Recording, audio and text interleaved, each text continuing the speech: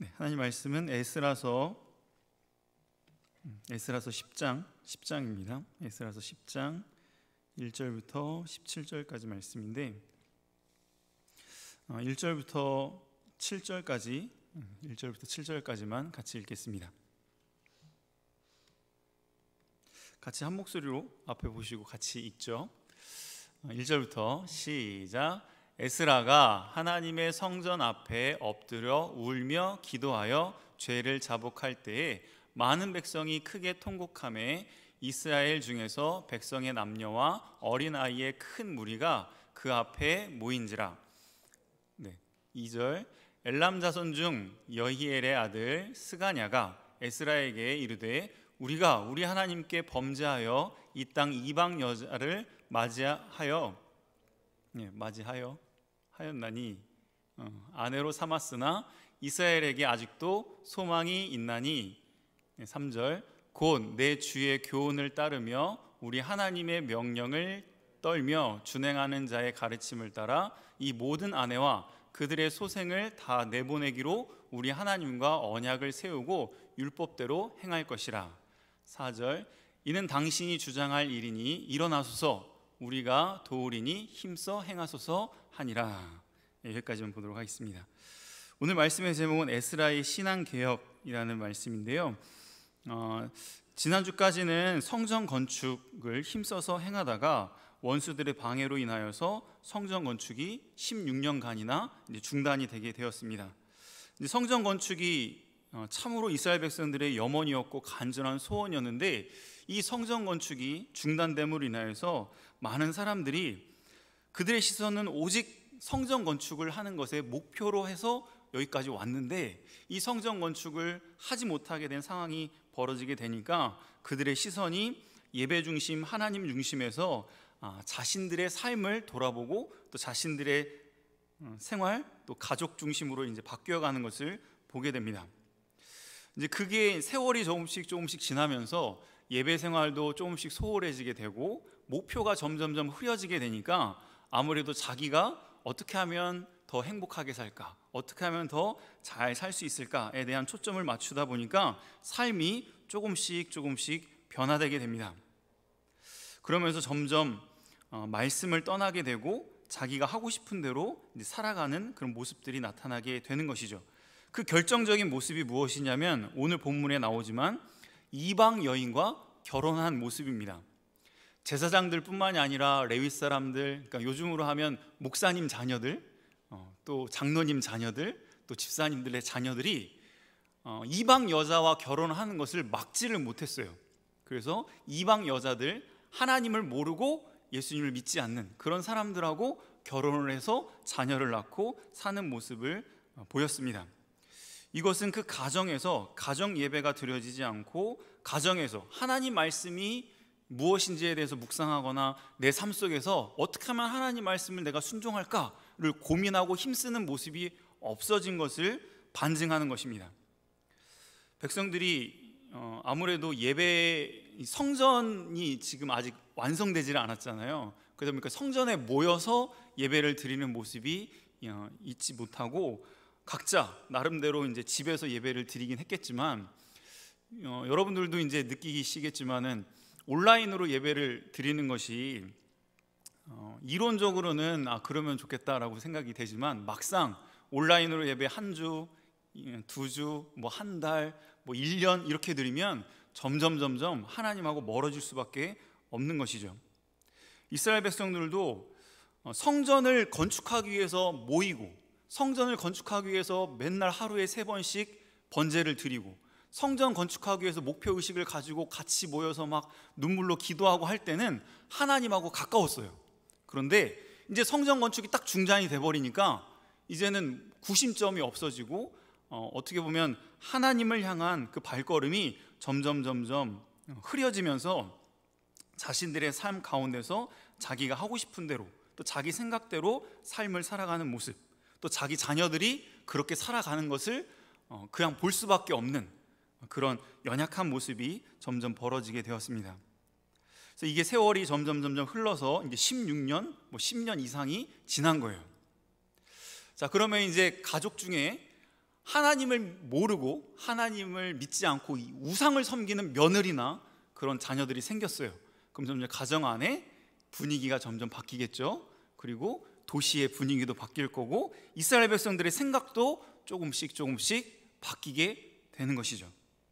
그러면 결국은 과거 이스라엘 백성들이 멸망당했던 그 모습으로 다시 돌아가는 거예요.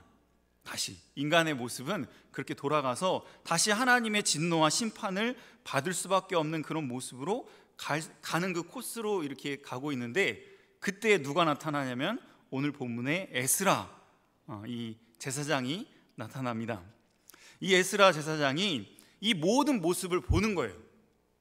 이제 백성들을 위해서 또 어떻게 보면 주변에 있는 가족들이나 지인들을 위해서 에스라는 늘 기도를 했겠죠. 근데 그 사람들이 점점 하나님을 떠나고 예배를 소홀히 하고 삶 가운데서 점점 하나님을 떠나서 말씀을 거역하는 모습을 보면서 너무나 마음 아파하고 있었습니다. 그때 에스라가 눈물로 울면서 기도하면서 물도 먹지 않고 음식도 먹지 않고 이 이스라엘 백성들의 그 죄를 위해서 책임을 의식을 가지고 같이 울면서 기도하였습니다. 그때 백성들이 이렇게 통곡하면서 먹지도 않고 우는 이 제사장의 모습을 보고 점점점 사람들이 모여왔어요. 왜 우리가 존경하는 지도자인 에스라가 이렇게 눈물 흘리면서 음식도 먹지 않고 저렇게 회개하고 계시는가 하면서 모였을 때에 백성들이 하나하나씩 깨닫게 됩니다. 우리가 하나님 앞에서 큰 죄를 지었구나, 하나님의 심판을 받을 수밖에 없는 그런 또 모습이 보여지게 되었구나 라고 하면서 한 명 한 명씩 이 회개에 동참을 하게 됩니다. 그 모습을 하나님이 보시고 은혜를 베풀어 주셔서 이제 선지자를 통해서 말씀을 주세요. 에스라에게 일어나라, 이렇게 있지 말고 일어나서 담대하게 이 백성들의 죄를 지적하고 회개하게 해서 다시금 회복시켜라 라는 말씀을 주십니다. 그래서 에스라가 일어나가지고 담대하게 그 백성들에게 선포를 해요. 내가 3일 동안 기회를 줄 테니까 3일 안에 모든 백성들은 다 예루살렘으로 모여라 라고 선포를 해요. 만약에 3일 안에 예루살렘에 안 모이면 내가 재산을 다 몰수하고 이스라엘의 회중에서 쫓아내겠다 라고 선포를 해요. 엄청 조금 너무 이렇게 강압적인 모습이죠. 에스라가 이렇게 담대하게 말할 수 있었던 이유는 하나님의 말씀이 있었기 때문이에요. 선지자를 통해서 내가 너와 함께 할 테니까 두려워하지 말고 일어나서 이 백성들을 회개시켜라 라고 하신 그 말씀을 붙들고 하나님이 함께 하시는 것을 믿고 백성들을 이렇게 담대하게 모여라 라고 이렇게 선포를 했습니다. 그랬더니 모든 백성들이 하나님의 은혜 가운데 이제 모였어요. 그런데 그 모였을 때 큰 비가 내렸다고 그랬습니다. 큰 비가 내리는 가운데서도 백성들이 군소리하지 않고 다 모여서 하나님 앞에 떨면서 있었다 그랬어요. 물론 비에 맞아가지고 추워서 떠는 모습도 있었지만 하나님께서 자신들의 죄를 지적하고 또 자신들의 죄에 대해서 책망할 것을 두려워하면서 떨면서 에스라가 있는 그 예루살렘 그 성전 그 주위의 백성들이 모였습니다. 그때 에스라가 이제 담대하게 선포를 합니다. 어찌하여 이런 죄를 너희들이 질 수가 있느냐? 너희들이 바벨론에서 그렇게 포로 생활하면서 그렇게 고생하고 그때 어떤 다짐을 했었느냐? 포로 생활하면서 이스라엘 백성들이 뭐라고 다짐했을까요? 하나님, 제가 예루살렘에 돌아가면 정말 똑부러지게 믿음 생활 잘하겠습니다. 이제는 절대 하나님을 떠나지 않고 예배를 떠나지 않고 믿음을 끝까지 지키겠습니다. 결심하고 다짐하고 그래서 예루살렘에 왔을 거예요. 그래서 성전을 지을 때에도 그런 다짐과 결심을 했을 텐데 시간이 지나니까 조금씩 자신들의 모습이 변화되었고 자신들의 생활과 가정의 모습이 망가지는 모습을 보면서 너무나 하나님 앞에 죄송하고 송구해서 모든 백성들이 어린아이까지 다 울면서 하나님 앞에 회개하는 모습을 보이고 있습니다. 그때 에스라가 어마어마한 말씀을 선포해요. 어떤 말씀이냐면 너희들이 결혼한 그 이방 여인을 또 그 자녀를 내쫓아라 라고 명령을 해요. 이게 얼마나 어려운 말씀이냐면 결혼을 했어요. 결혼을 할 때는 왜 결혼을 하죠? 서로 사랑하는 마음이 있으니까 같이 만나서 결혼을 했을 거 아니에요? 그래서 자녀까지 낳았어요. 그런데 그 사랑한 아내와 자녀를 집에서 내쫓아야 돼요. 부모 입장에서는 그 며느리를 내쫓아야 돼요. 이건 엄청난 희생과 수고와 아픔을 감수하는 일이에요. 여러분들이 이렇게 피부로 와닿기는 좀 어렵긴 하겠지만 이것은 정말 순종하기 어려운 말씀입니다. 왜냐하면 정말 내가 사랑하는 그래도 사랑하는 아내고 또 자녀인데 그 하루아침에 그 아내와 자녀를 내쫓아야 된다. 그리고 평생 다시 같이 살 수 없다라는 것은 너무나 큰 아픔이고 큰 희생입니다. 그런데 하나님께서 이방 여인과 결혼하지 말라라고 하신 그 말씀을 순종하기 위해서 이 일을 감당하는 것이죠. 자, 하나님께서는 우리에게 명령하실 때에 늘 우리를 위해서 말씀하시는 것입니다. 왜 이방 여인과 결혼하지 말라고 했을까요? 이방 여인과 결혼을 하면 어떤 일이 결국에는 벌어지게 되죠? 그 이방 여인이 섬겼던 신을 가지고 오게 되고 그 이방 여인의 그 사상이나 생각이나 신앙이 바뀌지 않기 때문에 그 자녀들이 우상을 섬기고 하나님을 떠날 가능성이 어마어마하게 많아요. 그래서 이스라엘 백성들을 사랑해서 이스라엘 백성들을 위해서 이방 여인과 결혼하지 말아라 라고 말씀하신 것인데 그 하나님의 사랑의 음성을 듣지 않고 자신들이 하고 싶은 대로 이방 여인과 결혼함으로 이런 어려움이 다가오게 된 것이죠. 그래서 하나님께서 이방 여인을 내쫓고 그 다음에 자녀들을 내쫓아라 라고 말씀하셨어요. 이스라엘 백성들이 2만 명이 좀 넘게 왔는데 남자들만, 그 중에서 이방 여인과 결혼한 사람이 115명 정도 됩니다. 115명 중에 한 4명 정도 반대를 했는데 우리는 내쫓을 수 없습니다 라고 반대를 했는데 그 중에서 2명은 나중에 다시 회개하고 동참을 해요. 그러니까 결국은 115명 중에 113명은 이제 이방 여인을 내쫓고 자녀를 내쫓고 하나님 앞에 다시 말씀으로 바로 서는 그런 역사가 나타났습니다. 목사님이 여러분들을 좀 이해시키기 위해서 한 가지 비유를 든다면, 여러분 한번 생각을 해보세요. 여러분들이 이제 학창 시절에 공부를 하다가 내가 이 공부를 하는 것이 참 중요한데 게임이나 아니면 다른 것 때문에 시간을 너무 많이 뺏기고 인생에 참 안 좋은 영향을 끼친다. 그래서 내가 이제 게임을 끊어야 되겠다. 아니면 뭐 내가 잘못된 그 악을, 나의 시간을 빼앗는 그것을 끊어야 되겠다라고 이제 결심을 했어요. 그런 적 있지 않으세요? 고3이 돼야 그 정도 결심하나? 중간중간에 한 번씩은 결심을 해야 돼. 그래서 그런 결심을 했을 때 이제 핸드폰이나 아니면 뭐 컴퓨터에서 뭐 그 게임을 지우려고 한다든지 아니면 컴퓨터를 없애려고 결심을 했어요.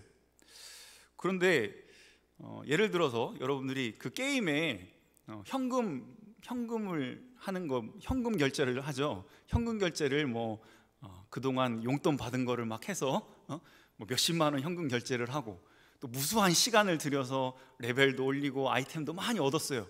근데 그것을 하루아침에 지워야 되겠다 하고 싹 지울 수 있어요? 한번 해본 적 있어? 나는 내가 공부를 해야 되겠다, 내가 이 게임을 끊어야 되겠다라고 결심을 해서 핸드폰에 있는 거 아니면은 뭐 컴퓨터에 있는 거, 어떤 학생들은 컴퓨터를 아예 없애버리는 학생들도 있고 어떤 학생들은 TV를 그냥 집에서 없앤 학생들도 있고 어떤 학생은 핸드폰을 그냥 바꾼 그 폴더폰으로 이렇게 바꾼 학생들도 있더라고요. 한 번씩은 나름대로 내가 이거 하나님 앞에 죄이기 때문에, 이거 하나님 앞에 옳지 않기 때문에 내가 이것을 끊어야 되겠다, 없애야 되겠다라고 결심할 때가 있어요. 그런데 그 결심을 했어도 그것을 실행으로 옮기기에는 그것이 참 쉽지가 않습니다. 내가 그동안 이루었던 거, 내가 그동안 즐겼던 거, 또 그동안 내가 갖고 있었던 것을 포기해야 되는 것이기 때문에 참 어려운 일이에요. 이스라엘 백성들도 이방 여인과 결혼한 것이 잘못인 줄 알아요. 그리고 내쫓아야 되는 것도 알아요. 그런데 이것을 실질적으로 순종하는 것은 너무나 어려운 일이고, 만약에 내쫓았어도 얼마나 보고 싶겠어요. 그 아들, 딸들이 눈에 밟히지 않겠어요? 보고 싶고, 그런데도 그것을 하나님 말씀이기 때문에 그 뜻을 순종한다는 것은 너무나 어려운 일인데, 이스라엘 백성들이 그런 결단과 그런 희생을 감수하면서도 하나님 말씀을 순종했습니다. 마지막으로 같이 좀 살펴봤으면 하는 것은 어떻게 이 말씀을 순종할 수 있었는가라는 거예요. 여러분들도 지금 학창 시절부터 이 훈련을 잘 받으면 정말 하나님 앞에 귀 쓰임 받는 사람이 될 수 있어요. 공과에 보시면 4번에 있는데 1번에 보면 당신은 하나님 말씀을 순종하기 위하여 무언가를 희생했던 적이 있습니까? 뭐 예배를 드리기 위해서, 아니면 뭐 하나님이 원하시는 뜻을 위해서 뭔가를 포기하거나 지우거나 버린 것이 있나요? 두 번째는 무엇 때문에 당신은 그 희생을 감수하면서도 그 말씀을 순종하였습니까? 지금 이스라엘 백성들은 무엇 때문에 이 말씀을 순종하냐면, 첫 번째 이유는 하나님이 두려워서예요. 왜냐하면 경험을 했어요. 하나님 말씀을 떠나서 악으로 살아갈 때 그 결과가 무엇인지를 뼈저리게 느꼈어요. 몇 년 동안 겪었죠?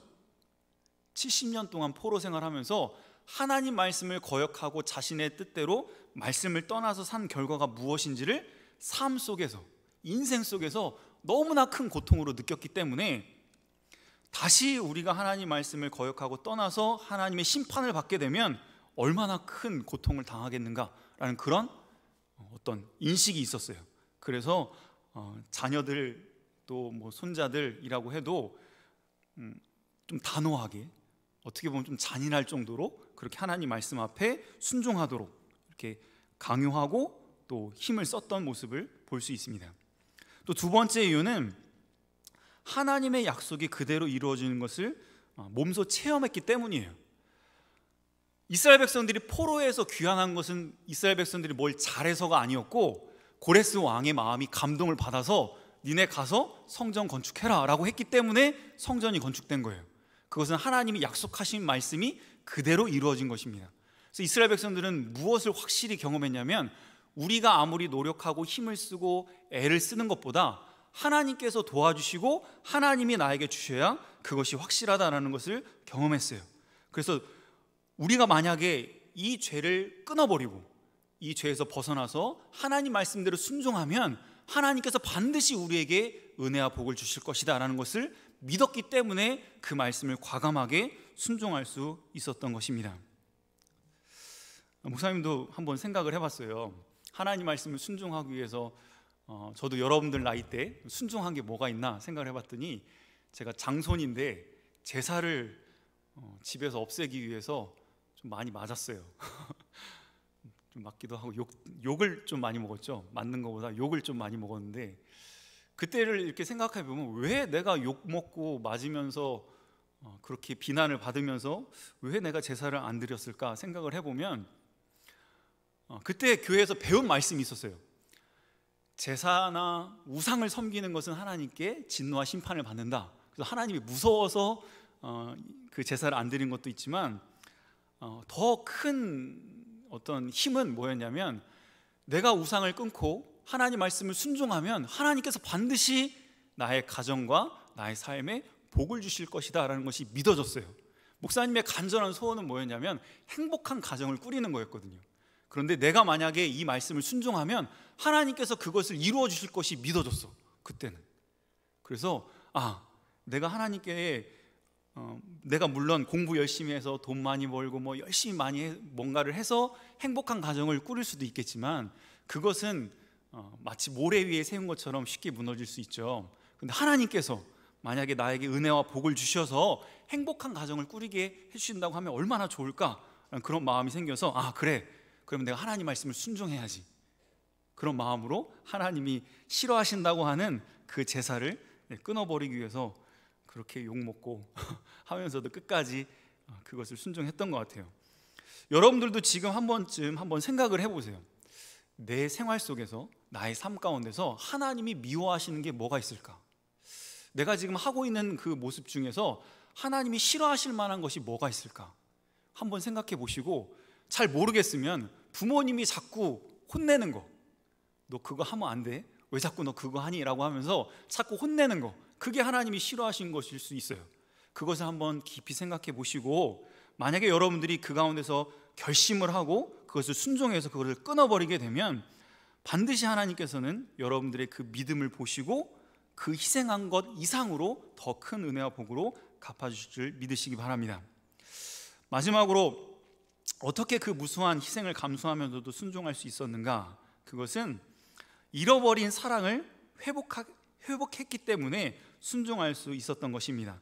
아무리 이론적으로 내가 이렇게 하면 하나님 앞에 벌 받을 것 같아, 내가 이렇게 하면 하나님께 복 받을 것 같아 라고 이론적으로 알아도 실질적으로 몸으로 순종하기 위해서는 힘이 있어야 돼. 근데 그 힘은 어디서 나오냐면 하나님을 사랑하는 마음, 교회에서 예배 시간에 은혜를 받아야 이 말씀을 순종할 수 있는 거예요.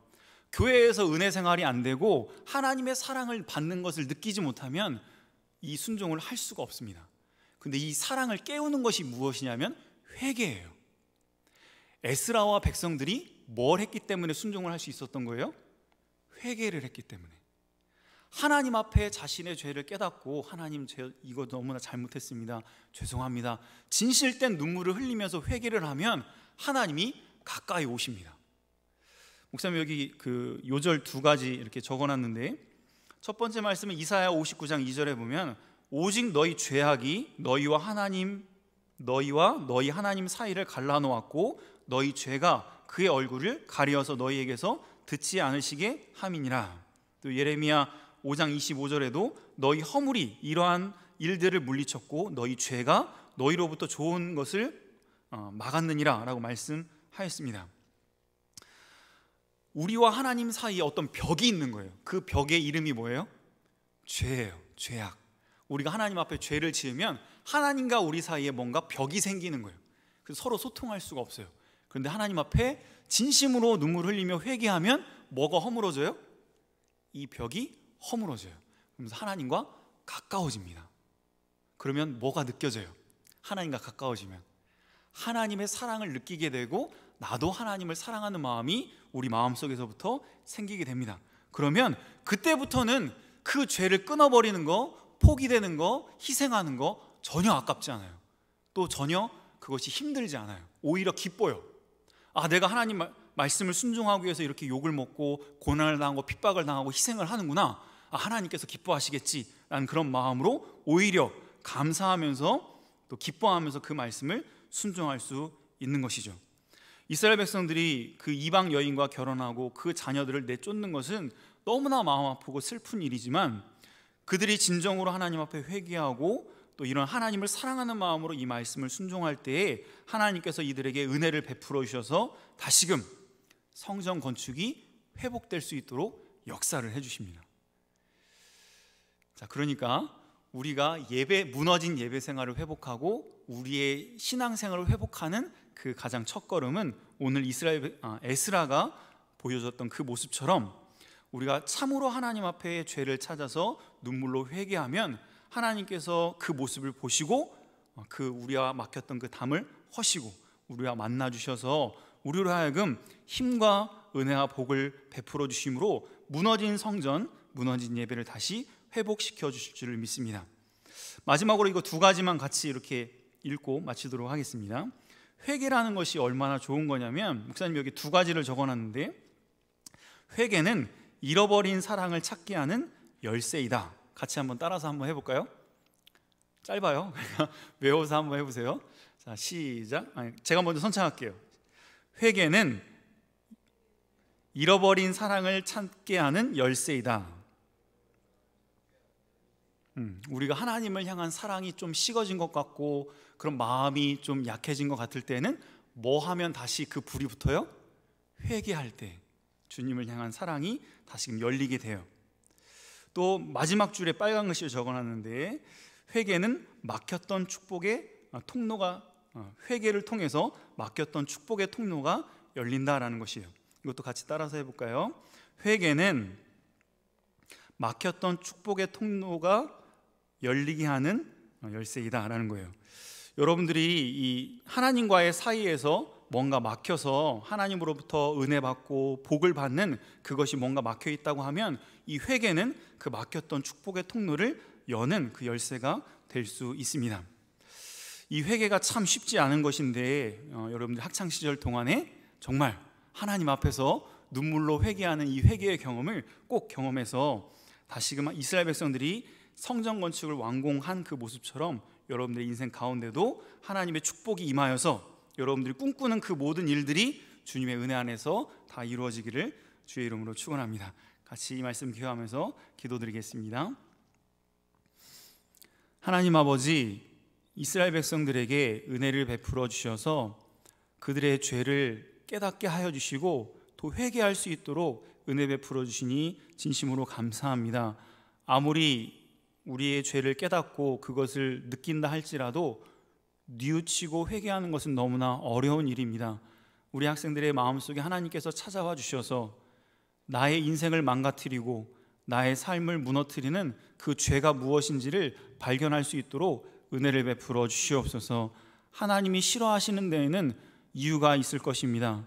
하나님은 우리에게 가장 좋은 것을 주시고 우리가 행복한 인생을 살기를 누구보다 꿈꾸시는 분이신데, 우리에게 만약에 죄가 있다고 하면 그 모든 복과 은혜를 받을 수 없기 때문에 하나님께서 우리에게 찾아오셔서 말씀하십니다. 그것을 끊어버려라, 그것을 버려라, 내쫓아라 라고 말씀하실 때에 아멘으로 화답하며 제가 그것을 끊어버리겠습니다, 제가 내쫓겠습니다, 제가 그것을 지우겠습니다 라고 결단할 수 있는 우리 모든 믿음의 학생들 다 될 수 있도록 은혜를 베풀어 주시옵소서. 그래야 해서 하나님 앞에 진심으로 눈물로 회개함으로 끊을 것은 끊고 또 내쫓을 것은 내쫓아서 하나님 앞에 정결한 믿음의 사람으로 세워져서 하나님과의 관계가 회복이 되고 하나님으로부터 오는 그 모든 은혜와 그 복을 받을 수 있는 우리 모든 학생들 다 될 수 있도록 은혜를 더하여 주시옵소서. 일주일 동안도 하나님께서 이 말씀이 생각나게 하여 주시고 우리 마음속에 찾아와 주셔서 우리의 죄가 생각나고 하나님 앞에 결심할 수 있는 우리 모든 학생들, 선생님들 될 수 있도록 은혜를 더하여 주시옵소서. 감사하며 예수님의 이름으로 기도하옵나이다. 아멘.